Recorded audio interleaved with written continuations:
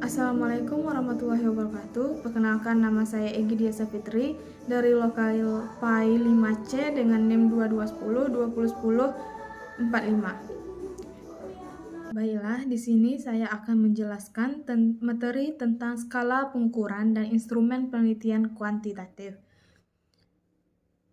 Dalam penelitian kuantitatif, dua komponen penting yang perlu dipahami adalah skala pengukuran dan instrumen penelitian.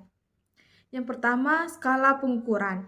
Skala pengukuran merupakan cara untuk mengukur dan memberi nilai pada variabel yang ada dalam penelitian. Skala ini digunakan untuk menggambarkan bagaimana data dikumpulkan dan diinterpretasikan. Ada beberapa jenis skala pengukuran yang digunakan dalam penelitian kuantitatif, masing-masing dengan karakteristik dan tujuan yang berbeda.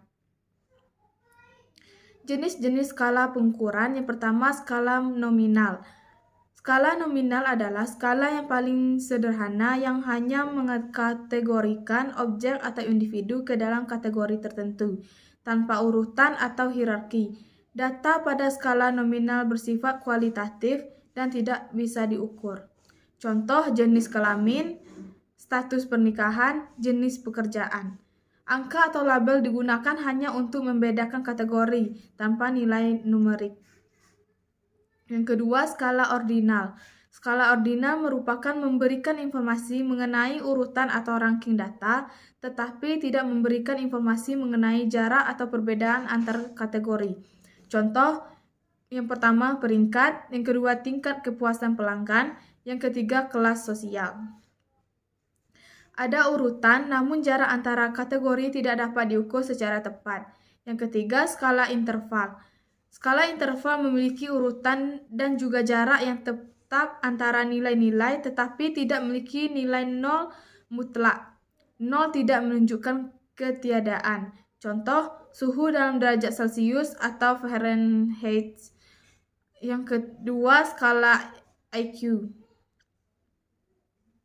Data memiliki urutan dan jarak yang sama antara titik-titik data, tetapi nol tidak berarti tidak ada suhu atau kecerdasan.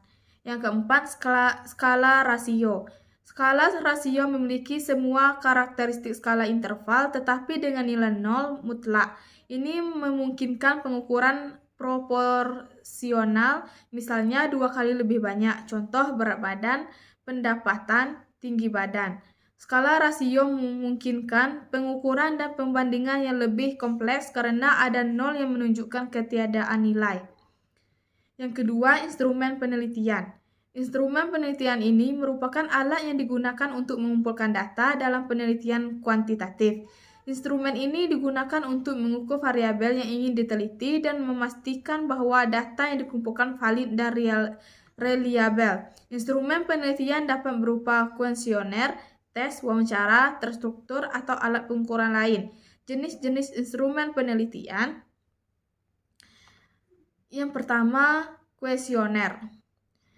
Kuesioner adalah serangkaian pertanyaan tertulis yang dirancang untuk mengumpulkan informasi dari responden. Yang kedua, karakteristik tertutup. Responden memiliki dari pilihan jawaban yang sudah disediakan, misalnya pilihan ganda, skala Likert. Yang kedua, terbuka. Responden memberikan jawaban bebas. Contoh, kuesioner untuk mengukur kepuasan pelanggan dengan pilihan jawaban dari 1 sampai 5. Tes. Definisi tes digunakan untuk mengukur kemampuan, keterampilan, atau pengetahuan dalam suatu bidang tertentu. Karakteristik biasanya digunakan dalam penelitian pendidikan atau psikologi untuk menilai kecerdasan, keterampilan, atau pencapaian. Contoh, tes matematika untuk mengukur kemampuan berhitung atau tes IQ. Skala penelitian. Instrumen ini digunakan untuk mengukur sikap, persepsi, atau opini individu terhadap suatu objek. Karakteristik biasanya menggunakan skala numerik atau skala Likert untuk mengukur intensitas respon.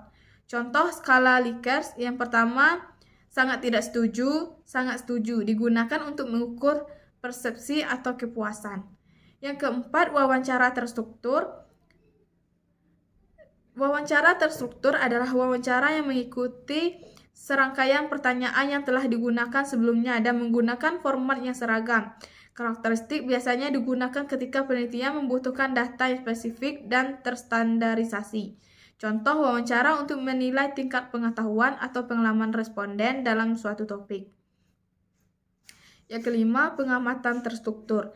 Pengamatan terstruktur merupakan suatu teknik di mana penelitian mencatat perilaku atau kejadian yang telah ditentukan sebelumnya berdasarkan kriteria yang jelas. Karakteristik pengamatan dilakukan dengan pedoman yang terstandarisasi untuk menjaga konsistensi dan objektivitas. Contoh, mengamati perilaku siswa di kelas untuk menilai tingkat partisipasi mereka dalam pembelajaran. Skala pengukuran dalam instrumen penelitian. Skala pengukuran adalah fondasi untuk memilih dan merancang instrumen penelitian. Misalnya, jika Anda menggunakan skala nominal, instrumen penelitian yang digunakan kemungkinan besar adalah kuesioner tertutup dengan pilihan jawaban kategori seperti ya atau tidak, jenis kelamin, dan lain-lain. Jika Anda menggunakan skala interval atau rasio, instrumen seperti tes atau pengukuran fisik dapat digunakan untuk memperoleh data numerik yang lebih akurat. Baiklah, itulah yang dapat saya sampaikan. Lebih kurang saya mohon maaf. Wassalamualaikum warahmatullahi wabarakatuh.